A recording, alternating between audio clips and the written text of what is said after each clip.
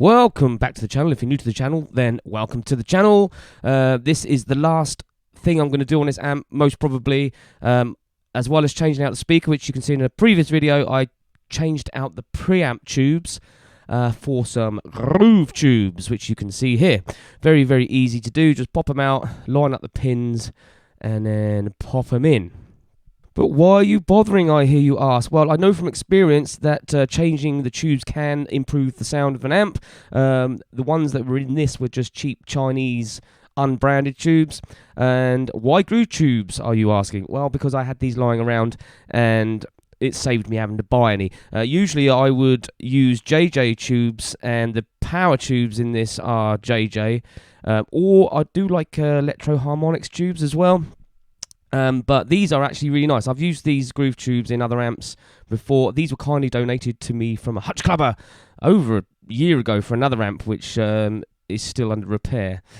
See, you've got the JJ tubes there in the power section. So let's hear some more live footage, and we'll get my thoughts at the end. I have some studio recording of this as well. So yes, enjoy this, and I'll see you at the end of the video.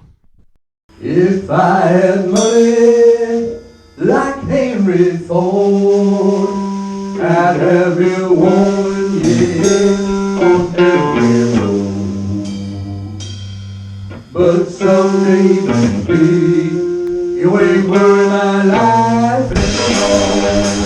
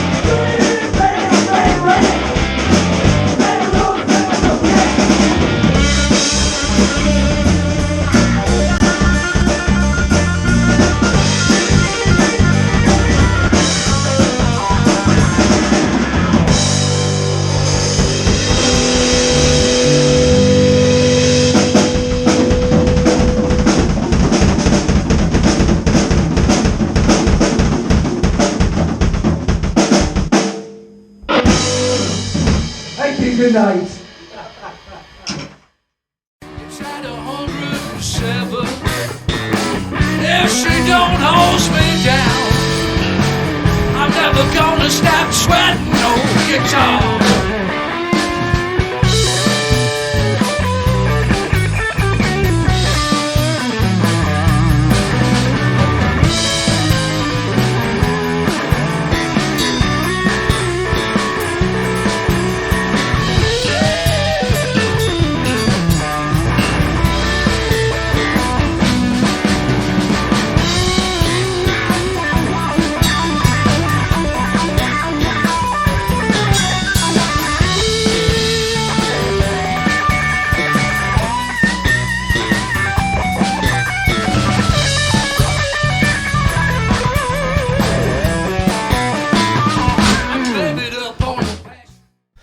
Okay, so I have used this amp on a couple of gigs, plenty of rehearsals, and doing studio recordings and stuff, and changed the speaker and changed the valves. I've used it stock and with just the speaker with the stock valves, and with the new speaker and the new valves. I can say definitely changing the preamp valves and changing the speaker has made a huge difference to this amp. It's a good amp anyway, it's great, don't get me wrong, but for me, having the Vintage 30 and the groove tubes in the preamp section has made a massive difference. Don't listen to anybody that says you can't gig this amp. You can gig this amp. It's tiny, but it is kin loud. In both the gigs I did, I only had it on just over half the volume, gain on 2, and with the Harley Benton DNAFx GiT, it just screams. It does everything I want it to do. It sounds absolutely phenomenal. The sound engineer at the Mayfair studio could not believe it. He kept coming in the room going, my God, that amp sounds incredible, because they were recording the whole thing.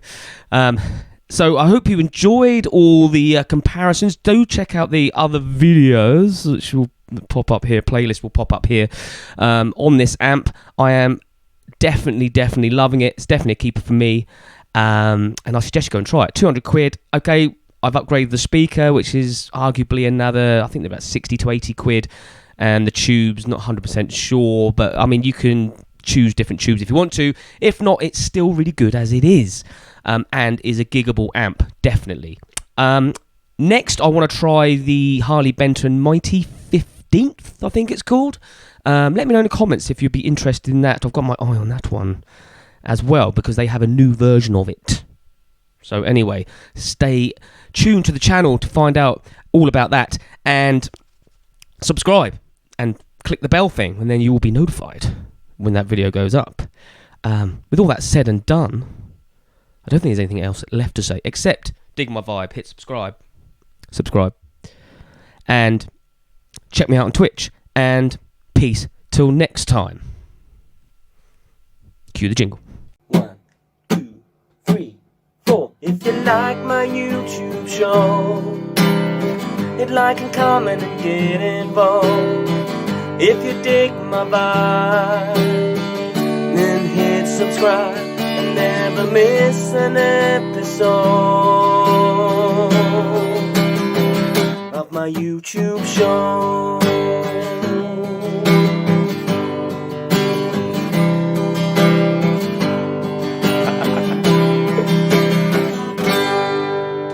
Peace. Till next time.